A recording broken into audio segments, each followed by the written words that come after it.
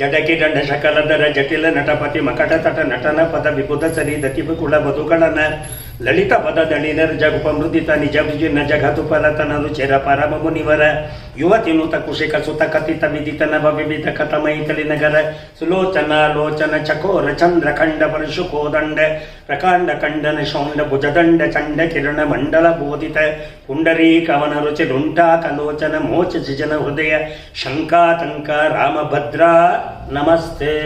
ಗುರುವಾರ ಪುಸ್ತಕಗಳೆಲ್ಲ ತೆಗಿತೀನಲ್ಲ, ಎಂತೆಂಥ ವಾಕ್ಯ ಇದೆ, ಯಾರೋ ಬೇಕಾದ್ರೆ ಮಂತ್ರಗಳಿಂದ ಏನಾಗುತ್ತೆ ಅಂತ ಗೊತ್ತಿಲ್ಲ.